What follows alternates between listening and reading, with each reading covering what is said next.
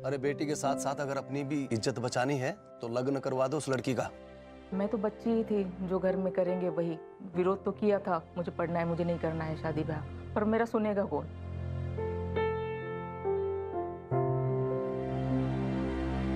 वहाँ पे झाड़ू रखा है, पूरे घर की सफाई कर ली। वहाँ पे बिस्तर रखा है, वो बिछा लेना। हाँ,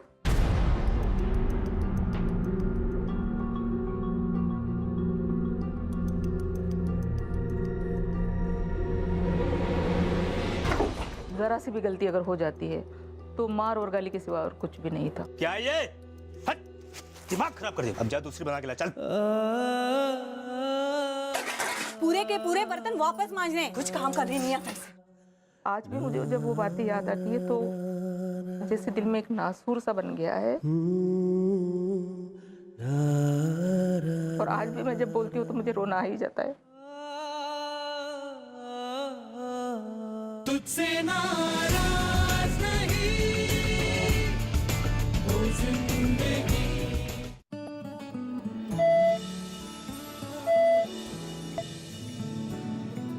नमस्कार, मैं हूं आशीष और स्वागत करता हूं आपका आपके बेहद अजीज शो तुझसे नाराज नहीं जिंदगी पावर्ड बाय चिंग्स में। दोस्तों, हमारे वेदों में लिखा गया है, यत्र नार्यस्तु पूज्यन्ते रमन्ते तत्र देवता, यानी कि जहां नारी का मान सम्मान किया जाता है वहां पर भगवान, अल्लाह, गॉड सभी निवास करते हैं। लेकिन हम में से ऐसे कितने लोग हैं जो वाकई इस चीज को मानते हैं? हमारे देश में आज भी औरतों को बहुत मुश्किलों का सामना करना पड़ता है, भेदभाव का सामना करना पड़ता है, और मुश्किलें तब और बढ़ जाती हैं यदि आप समाज के किसी निचले तबके से बिलोंग करती हैं। लेकिन ऐसे ही एक छोटे से कस्बे के दलित समुदाय से बिलोंग करती हुई महिला आज एक $multi-million कंपनी की CEO है। सुनने में किसी फेरी टेल से कम नहीं लगता है, लेकिन नहीं, यही कहानी है हमारी आज की मेहमान कल्पना सरोज जी की। तो आइए रूबरू होते हैं कल्पना जी से। नमस्कार कल्पना जी। नमस्कार। बहुत बहुत स्वागत है आपका हमारे शो में। तो चलिए एकदम शुरुआत से शुरू करते हैं। आपकी पैदाइश कहाँ हुई, जन्म किस परिवार में, किस जगह पर हुआ? अकोला डिस्ट्रिक्ट में जी। मुर्तिजापुर तालुका है, वहाँ से एक 8 किलोमीटर पे एक छोटा सा देहात है जिसका नाम रिपाट खेड़ा है, वहाँ पे मेरा जन्म हुआ है और मैं दलित समाज से हूँ। ओहो, कहाँ जा रही है? आज तो फिर आ गई। किधर चली? अरे रुकना बात तो तू। करके जा। अरे कहाँ जा रही है? अरे कहाँ जा रही है? रुकना। अरे कल्पो रुकना। ए कल्पो रुकना है। कल्पना, कल्पित।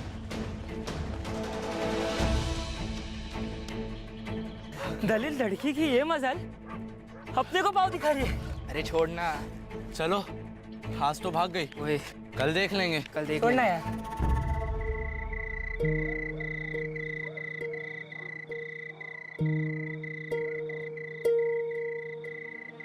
मुझे तो कुछ समझ नहीं आ रहा है कि क्या करूं मैं।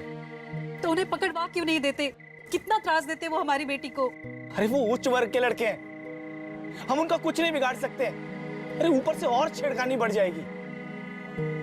अरे बेटी के साथ साथ अगर अपनी भी इज्जत बचानी है तो लग्न करवा दो उस लड़की का। और बंबई में एक भले परिवार को जानता हूं मैं, जो तुम्हारी बेटी को अपनी बहू भी बनाएंगे और साथ में शादी ब्याह का खर्चा भी उठाएंगे।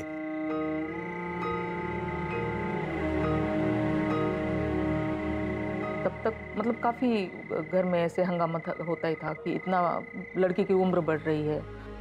पता भी है कि लड़कियों को घर में रखने का मतलब क्या होता है, जैसे जहर की पुड़ियों को घर में रखने के बराबर होता है। मैं तो बच्ची ही थी, जो घर में करेंगे वही। विरोध तो किया था कि मुझे पढ़ना है, मुझे पढ़ना है, मुझे नहीं करना है शादी ब्याह, पर मेरा सुनेगा कौन? उस वक्त मुंबई यानी कि अमेरिका, तो मुंबई का रिश्ता आया है और फिर मेरी माँ और मेरे बाबा ज़्यादा बोल नहीं पाए। टाइम हो गया कब? कहाँ मतलब बुलवा दीजिए उधर।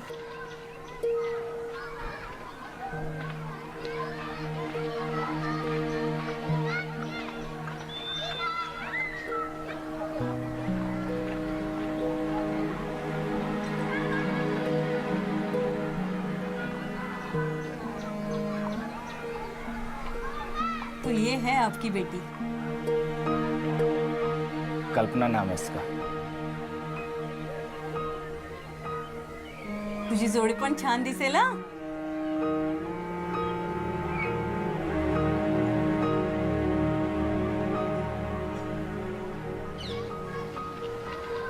तो हमारे तरफ से रिश्ता पक्का समझिए. फिर इस चीज़ का मन बना लिया कि अब शादी तो होनी ही है, जी जी जी तो आपने भी उसको स्वीकार कर लिया. बिल्कुल, क्योंकि परिवार है, घर है, जहाँ माँ बाप बोलेंगे, क्योंकि संस्कार भी तो यही है कि बड़ों के आगे बोलना नहीं है, जो वो कहेंगे वही मानना है. पहली बात तो ये थी कि मुझे पढ़ लिख कर आगे बढ़ना था, शादी के बारे में सोचा ही नहीं था. लेकिन हाँ, शादी अगर हो जाती है तो किसी अच्छे घर में शादी हो, ऐसा सब सपना तो हर लड़की देखती ही है. वो उम्र नहीं थी सपने देखने की, लेकिन फिर भी सोचा तो था कि इस तरह से कुछ होना चाहिए.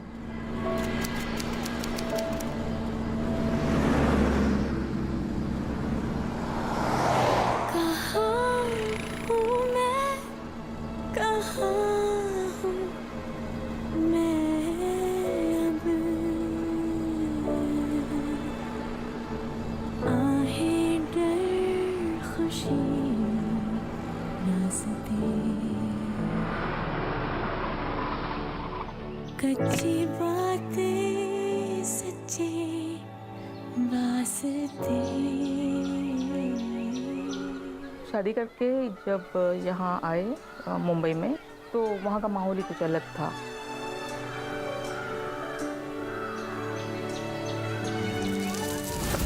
ए दिसत नाही काय तुला?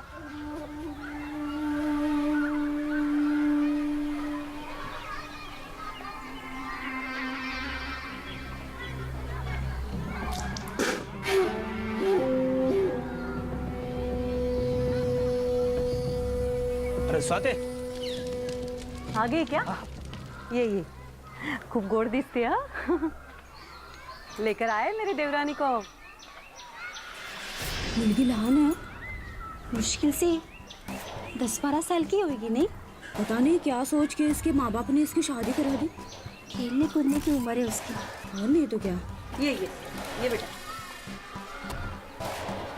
एक छोटा सा घर, जिसको घर भी नहीं कहा जाएगा, जिस तरह से था, उसमें बड़ा सा परिवार, मतलब बड़ा देवर देवरानी.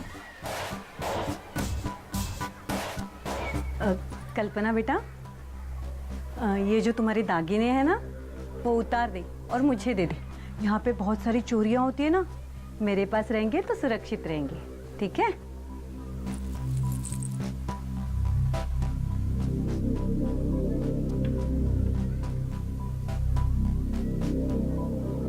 बाकी सब बाद में दे देना. हाँ, वहाँ पे झाड़ू रखा है, पूरे घर की सफाई कर ली. वहाँ पे बिस्तर रखा है, वो बिछा लेना. हाँ,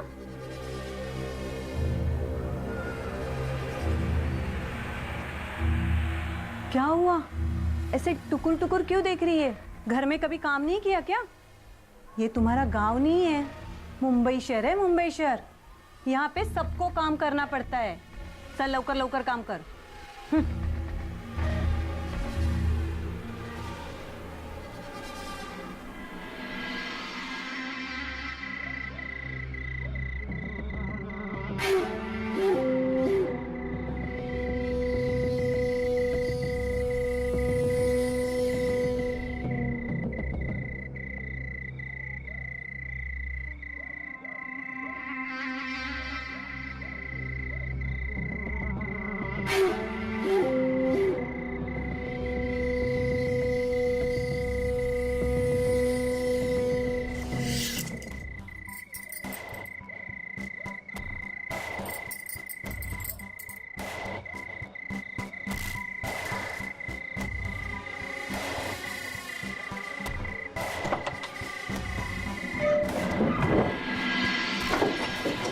जैसे हर लड़की का एक सपना होता है कि उसको एक अच्छा घर, अच्छी फैमिली मिले, एक प्यार करने वाला पति मिले, उसका सम्मान करे, उसको इज्जत मिले. लेकिन ये कुछ नहीं मिलते हुए जैसे जीवन में एक अंधेरा सा हो गया.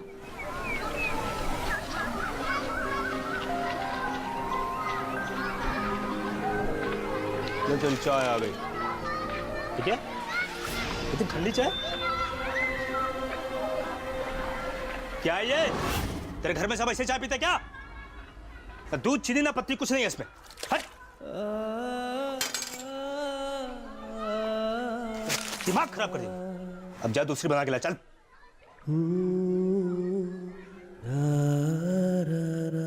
जरा सी भी गलती अगर हो जाती है तो मार और गाली के सिवा और कुछ भी नहीं था। 13 साल की उम्र थी आपकी? हाँ, यही 12-13 के बीच की जो भी थी। तो काफ़ी मीन्स टॉर्चर करते थे उस वक्त वो लोग। तो इतने सारे घर के जितने भी काम हुए सारे के सारे मुझे करने हैं, और उसमें अगर थोड़ा भी गलत हो जाता है, खाना पकाना है इतने सारे लोगों का, तो मान लो कि दाल में नमक थोड़ा ज़्यादा हो गया तो उस बात के ऊपर से भी गालियाँ देंगे, मारेंगे, पीटेंगे, बहुत मारपीट कर? बिल्कुल।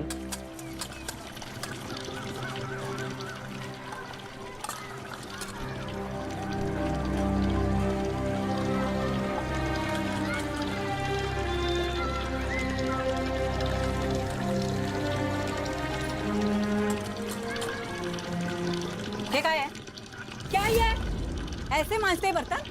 हाँ, कभी घर में काम नहीं किया क्या? कुछ नहीं करने आता तुझे?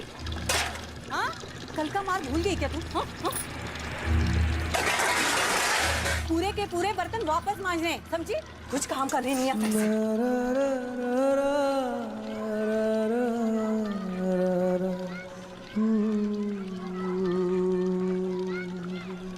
कल्पना जी, आपने बताया कि आपकी उम्र उस समय मात्र कुछ 12-13 साल की रही हो, और उस समय उस तरह का अब्यूज़ आपके साथ में किया गया, फिजिकल अब्यूज़ किया गया, आपको गालियाँ दी जाती थी।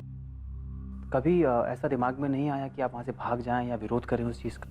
नहीं, ऐसा कभी नहीं लगा, क्योंकि हमने बचपन से ही सुना था कि एक लड़की जब ब्याही जाती है तो ससुराल में चाहे जो भी हो, जितनी भी तकलीफ हो, उसको वो सहना है। भागने का तो कोई सवाल ही नहीं उठता। और ना तो कोई उस वक्त कोई फ़ोन थे, ना कोई ये था कि हम अपने माँ बाप को बता दे कि हमको क्या तकलीफ हो रही है। जी। लेटर लिखने की बात थी तो इतना तो मौका नहीं मिलता था कि घर से बाहर वो लोग मुझे जाने दे, और मैं कोई आपको घर के बाहर भी नहीं जाने देते थे? कोई चिट्ठी लिखूं मैं, ऐसा कोई चांस नहीं था। एक तरह से घर के अंदर कैद करके रखा था। यस, खाली घर का काम। यहाँ तक कि पड़ोसियों से बात करने का भी कोई ये नहीं था। मतलब आप इतनी दूर बम्बई आई लेकिन आप कुछ नहीं जानती थी? नहीं, कुछ नहीं जानती थी। बाहर कैसे, जैसे आए ट्रेन से घर में गए, बस घर के होके रह गए, 4 दीवारों के अंदर। बाहर की दुनिया क्या है नहीं पता थी। वैनी, कुमार का घर कहाँ है? इस तरफ। सुनिए, कुमार का घर कहाँ पे है?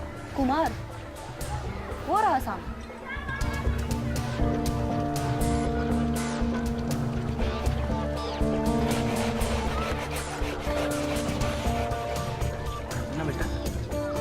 सुनिए, कुमार का घर कहाँ पे है?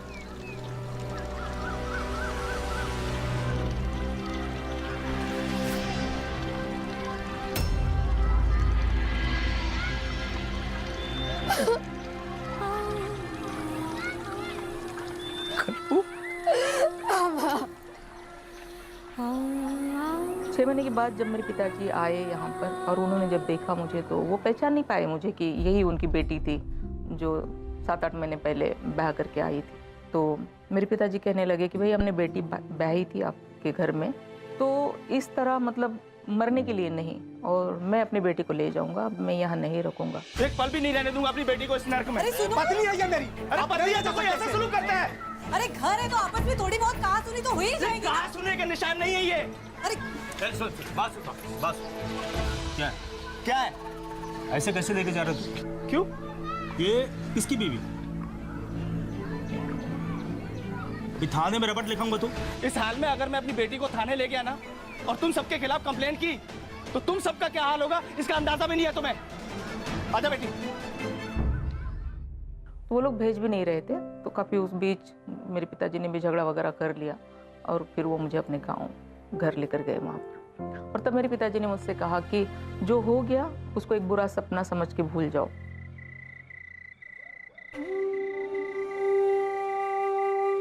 बाबा, वो तारे देख रहे हो? कितना चमक रहे हैं, कितने सुंदर है। हाँ बेटा, अगर तुम्हें भी इन तारों की तरह चमकना है तो तुम्हें पढ़ना होगा। शिक्षा ही तुम्हारा भविष्य बना सकती है, ऐसा भविष्य जिससे लोग तुम्हारी परछाई से दूर नहीं भागें, बल्कि तुम्हारे पैर छूएं, तुम्हारे जैसा बनने की कोशिश करें, बनना चाहें, खरंच बाबा? इंसान चाहे तो क्या नहीं कर सकता, बस हिम्मत होनी चाहिए।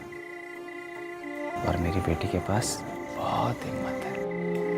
बस बस, ज्यादा सपने मत दिखाओ। घर का काम सीखना भी तो जरूरी है। इस सब के बाद भी आपके पिता ने आपका पूरा साथ दिया। जी जी जी, मेरे पिताजी बहुत मतलब ऊंचे ख्यालों के थे, वो दकियानुसी ख्यालों के नहीं थे।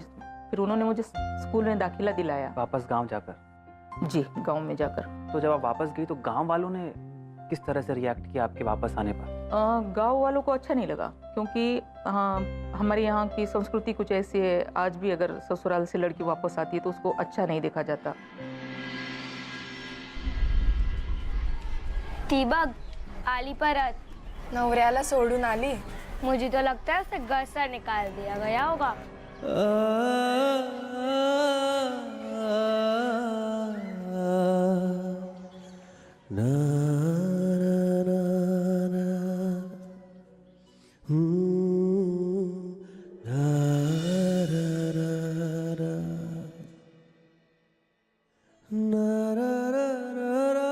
सब मतलब बहुत अलग तरीके से देखने का उनका नजरिया बदल गया कि लड़की कितनी गलत है जो ससुराल से वापस आ गई है।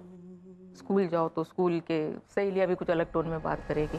तो ये माहौल कुछ इतना अलग सा हो गया था। एक तो दिल टूट चुका था, दुनिया उजड़ चुकी थी, सपने जैसे जो भी थे वो खत्म हो चुके थे।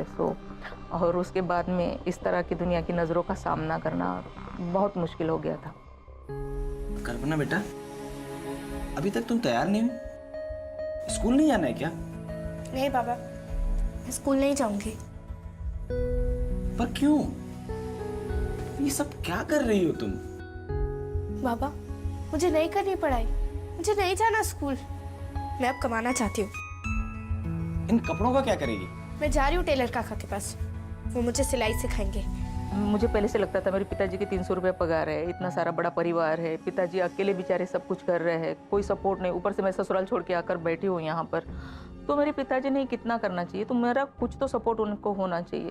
और मुझे अपने बलबूते पे खड़ा रहना है, अपने पैरों पे खड़ा रहना है, कुछ कर दिखाना है। तो फिर क्या करूँ मैं? तो सोचा चलो टेलरिंग सीख लेते हैं।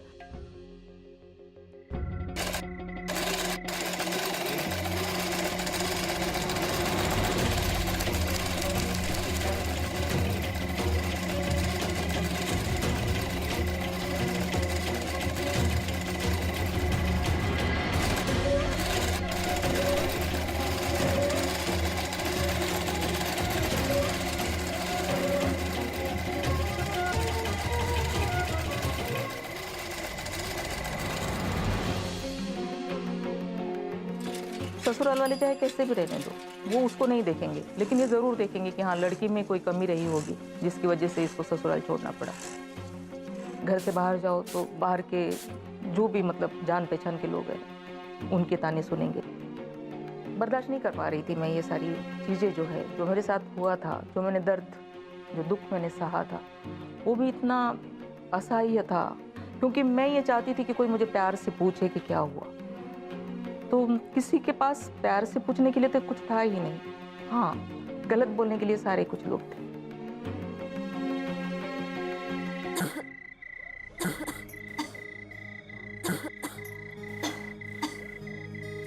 औषधि लेके आया हूँ, डॉक्टर ने आने के लिए मना कर दिया। क्यों? तुम्हें सांगितलं नहीं का कि शालू की तबीयत बहुत खराब हो गई है? बोला मैं, पर तुम्हें धीर धरा। उनके पास हमारे लिए टाइम नहीं है। मुझे मालूम है, जब से ये कल्पना आई है ना, कोई हमारे यहाँ आना नहीं चाहता। एक बस, उसमें उसकी क्या गलती है? उसका नौरा उसको बहुत मारता पीटता था, तो क्या मैं उसको मरने के लिए वहीं छोड़ के आ जाता? हमें त्रास देने से तो अच्छा है कि वो मर जाए। आज भी मुझे जब वो बातें याद आती है तो जैसे दिल में एक नासूर सा बन गया है। और आज भी मैं जब बोलती हूँ तो मुझे रोना आ ही जाता है।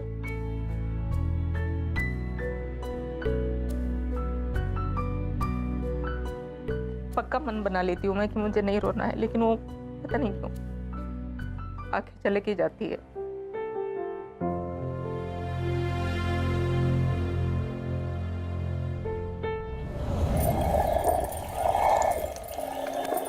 आत्या, अरे कल्पना, तू ही था? क्या मैं आपके साथ रह सकती हूँ? अबे ये बाहर, ये बाहेर कशाला उभी आहे आतमध्ये? हाँ अंदर आ. बस सांग आता मला काय झालं ग? आत्या, बोलेगी कुछ? घर में कुछ हुआ है क्या? आपको तो पता ही है, घर पे कितने सारे लोग हैं. उस शोरगुल में कोई कैसे काम कर सकता है? मैं ठीक से काम भी नहीं कर पा रही हूँ. हे बघ, तू चिंता मत कर. तुझी आत्या है ना तुझ्या सोबत. मैं चाय लेके आती हूँ, ठीक है? आरामात बस.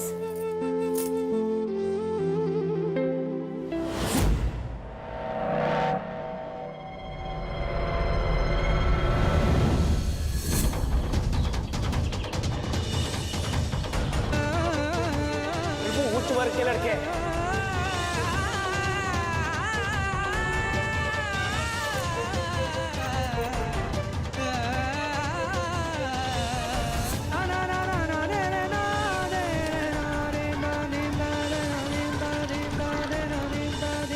आली परत, नवऱ्याला सोडून आली. जब से ये कल्पना आई है ना, कोई हमारे यहाँ आना नहीं चाहता. हमें त्रास देने से तो अच्छा है कि वो मर जाए.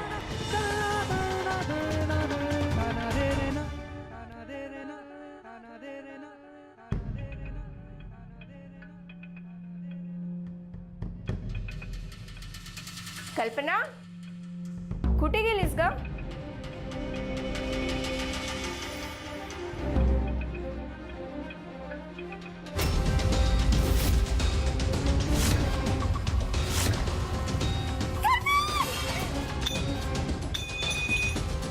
तो फिर मैंने सोचा कि ठीक है, फिर ये ज़िंदगी तो कोई घर ज़िंदगी नहीं है, तो मर जाना इसमें बेहतर है.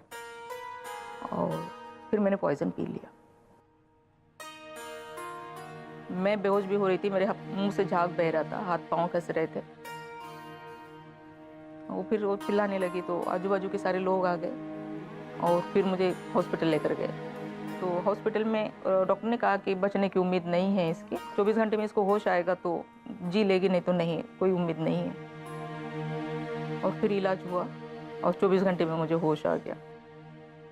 होश आने के बाद में लोगों का ये कहना रहा कि अगर तुम मर गई होती तो लोगों ने तुम्हारे पिताजी को कहा होता कि तेरी बेटी ने ज़रूर कुछ किया है जिसकी वजह से तेरी ये मर गई है. मतलब इतना सब होने के बाद में भी लोगों ने आप ही को दोषी ठहराया. तो ये बात मुझे बहुत बुरी लगी और दिल की गहराई तक ये बात चुभ गई. और मैंने कहा कि नहीं, आज के बाद मरने का नाम भी मुझे नहीं लेना है. अब मैं जी के दिखाऊंगी. अगर कुछ करके मरना है तो फिर कुछ करके जी क्यों ना ले. फिर मैं माँ से कहा कि मैं जाऊंगी मुंबई. तो माँ ने कहा मुंबई जाकर क्या करोगी? तो मैंने कहा वहाँ बहुत बड़े बड़े मिल्स है, बड़ी कंपनियाँ हैं, तो कहीं ना कहीं मैं काम कर लूँगी और अपने बलबूते पे अपने पैरों पे खड़ी रहूँगी. ये सोच मेरे दिमाग में उस वक्त आई. मत रोकना मुझे. आई, मोटे काका है ना मेरे साथ. लेकिन तू काका के साथ कैसे रहेगी?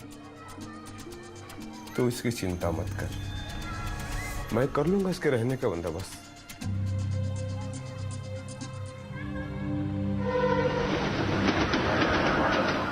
कल्पना जी, आपने मुंबई आने का मन तो बना लिया, लेकिन उसकी वजह क्या थी? मैंने ये सोच लिया था कि कुछ करके दिखाना है. जो समाज मुझे कहता है ना कि ससुराल छोड़ के आई है तो यही बुरी है, तो मैं दिखाना चाहती थी समाज को कि मैं बुरी नहीं हूँ, लड़कियाँ बुरी नहीं होती है. तो फिर मैं मुंबई आई तो यहाँ पर मेरे एक चाचा रहा करते थे, तो मैं उनके पास यहाँ पे आई. और फिर उनके पड़ोस में एक शख्स थे, तो फिर उसने मुझे पूछा कि मशीन चलाना मतलब सिलाई आती है ना तुम्हें? तो ठीक है, फिर मैं तुम्हें ले चलता हूँ. तो दूसरे दिन वो मुझे लेकर गया वहाँ पर.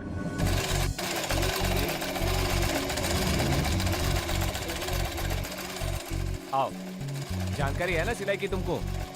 चलो बैठ.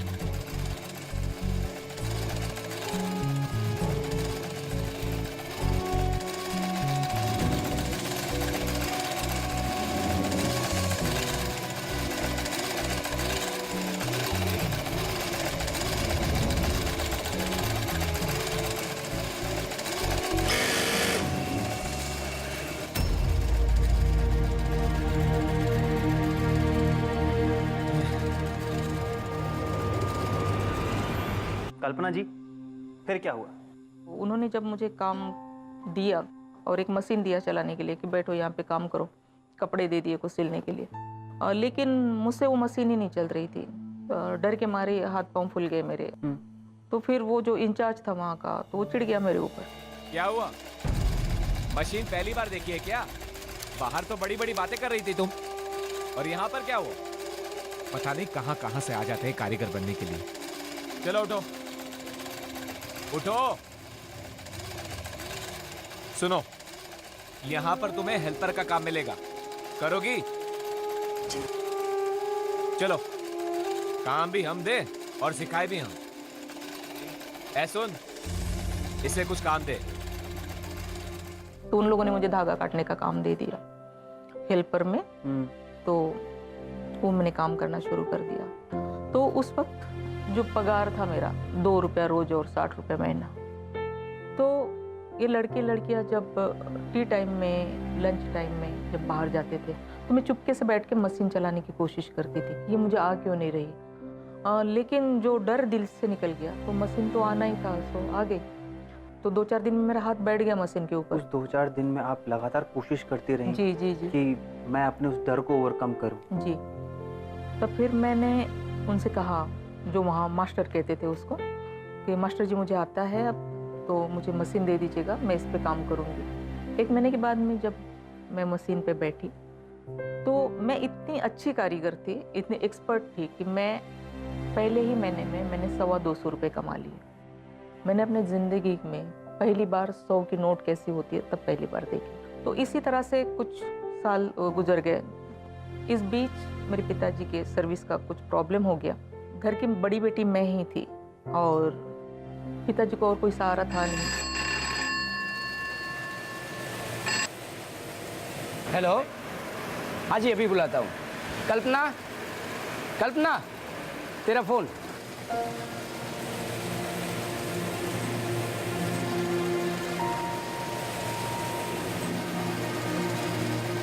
हेलो कल्पना बेटा। हाँ बाबा, क्या हुआ? शालू। शालू? क्या हुआ उसे? सब ठीक है? शालू की तबीयत बहुत खराब हो गई है, उसका इलाज यहाँ नहीं हो पाएगा, उसे किसी अच्छे अस्पताल में भर्ती कराना पड़ेगा। बाबा, आप चिंता मत कीजिए, आप शालू को और सबको लेकर यहाँ आ जाइए बम्बई, मैं कराऊंगी उसका इलाज। ठीक है बेटा। रखती हूँ।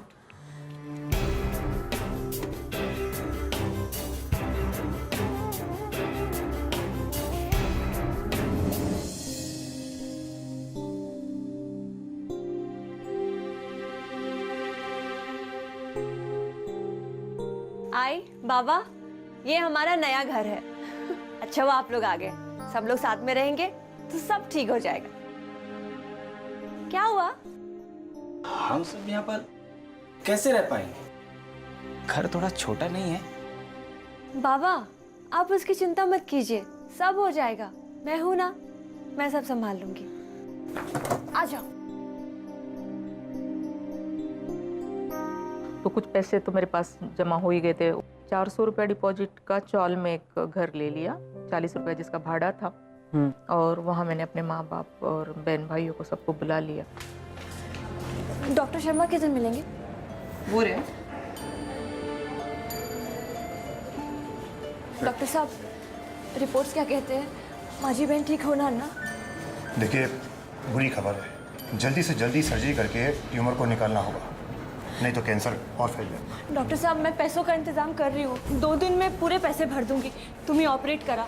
डॉक्टर साहब, पैसों की जिम्मेदारी मेरी है, मेरी बहन को बचा लीजिए प्लीज। ऐसे कैसे कर दूं? पहले आपको पैसे जमा कराने पड़ेंगे, उसके बाद कुछ समय तक उनकी कीमोथेरेपी भी होगी। कम से कम भी तो 50,000 का खर्चा तो होगा। 50,000? क्योंकि हमारे पास इतने पैसे नहीं थे इलाज करने के लिए, क्योंकि जो पैसे हम कमाते थे उसमें इतने बड़े परिवार का गुजारा होना ही मुश्किल था। तो पैसा आएगा कहाँ से, करना क्या, बहुत बड़ा सवाल था। समझ तो आप नहीं रहे हैं, मुझे इस लोन की कितनी ज़रूरत है। अगर मुझे ये लोन नहीं मिला तो मेरी बहन मर जाएगी सर, वो बहुत बीमार है, उसके इलाज के लिए मुझे पैसों की ज़रूरत है। Please sir. देखिए, आपके पास पूरे पेपर्स नहीं हैं और आपके बैंक अकाउंट में भी मुश्किल से 2000 रुपए जमा है, तो किस आधार पर मैं आपका लोन सैंक्शन करूं? सर प्लीज देखिए ना कुछ हो। आप प्लीज यहाँ से जाइए, मुझे बहुत काम है।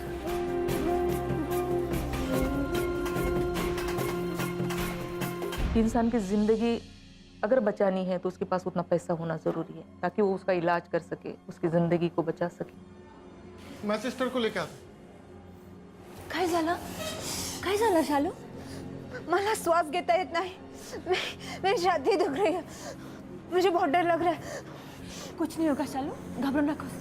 डॉक्टर ने बोला एक छोटा सा ऑपरेशन करना होगा, उसके बाद तो ठीक हो जाएगी। ऑपरेशन नहीं, ऑपरेशन ना को। अरे कुछ नहीं होगा, छोटा सा ऑपरेशन है। ठीक नहीं होना तुझे? नहीं, मैंने तुम्हें बहुत बुरा लगा, मुझे माफ कर दो। सब बात मत कर, अभी तू आराम कर। मुझे कुछ काम है, मैं जल्दी से आती हूँ, ठीक है? दवाई लाना है तेरे लिए। हाँ, मैं भी आई। नाको, तुम कहीं मत लो। तुमने मुझे हमेशा बचाया, तुम मुझे बचा, मुझे बचा लो। मुझे मरना नहीं है, मुझे नहीं मरना। कुछ नहीं होगा तुझे शालू, कुछ नहीं होगा। मैं हूँ ना, कुछ नहीं होने दूंगी तुझे। तो अपना ध्यान रख अभी, समझी?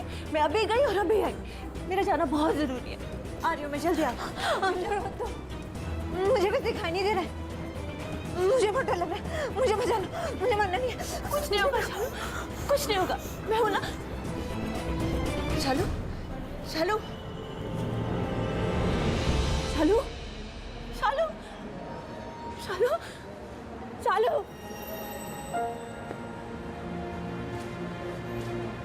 शालू,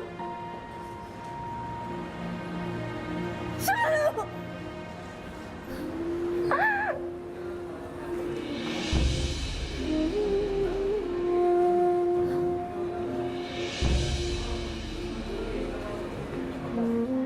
तो जब वो मरने लगी थी तब मुझे आज भी याद है कि वो कहती थी कि मुझे नहीं मरना है, मुझे जीना है, बताइए मुझे कैसे भी करके तू बचा ले।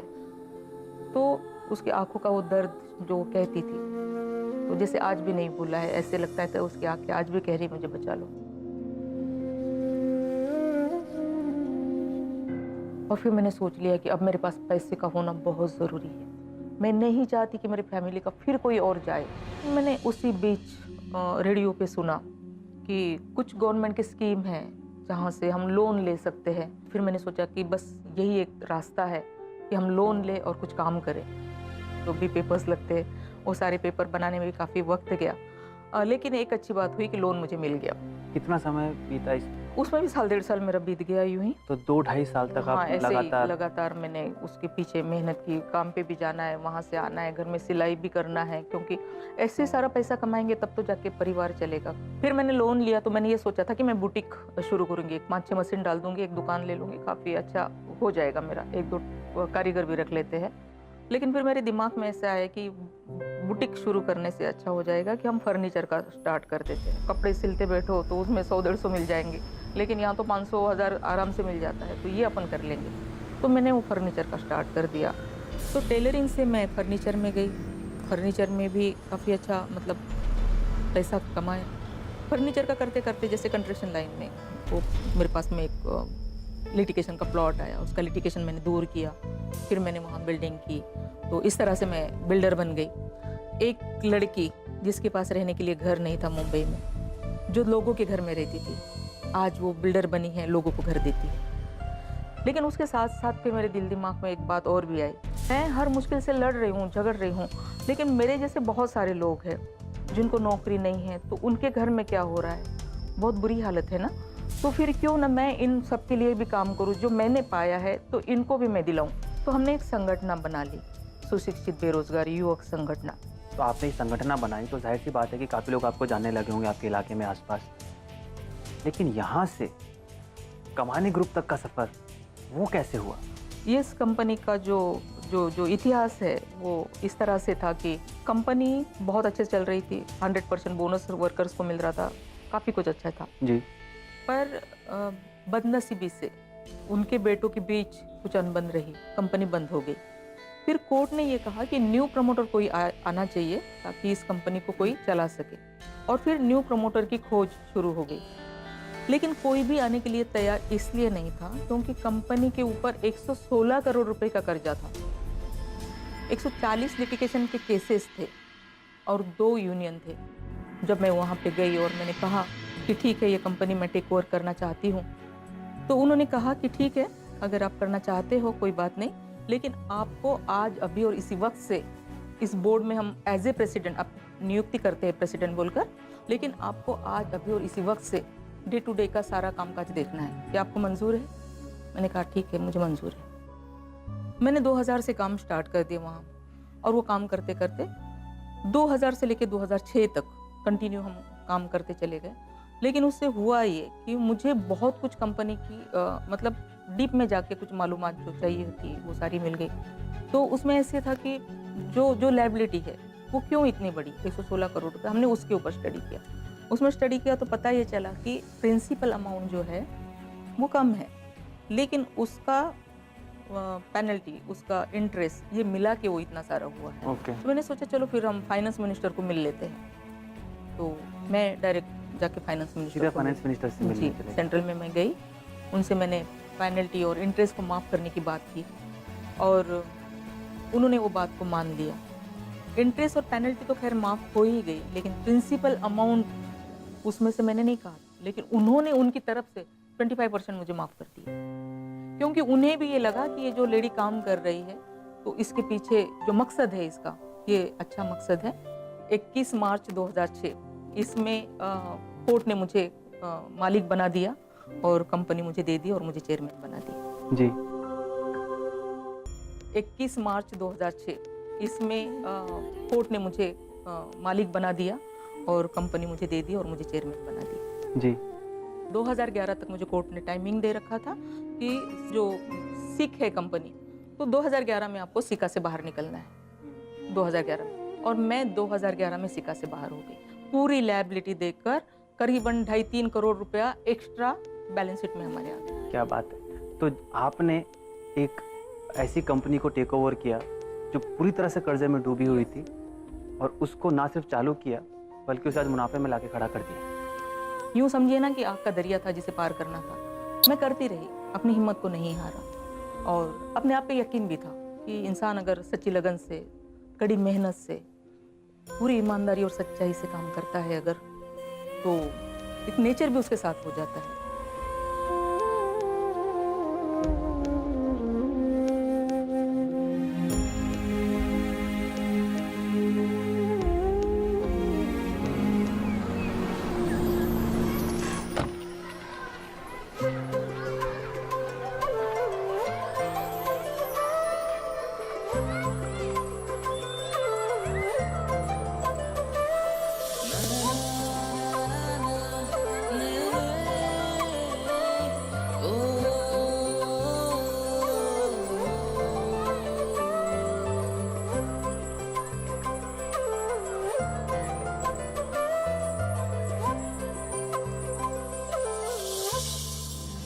जिस रास्तों पे चलने के लिए डर लगता था, आज मेरी कंपनी के नाम पे 2 रास्ते हैं।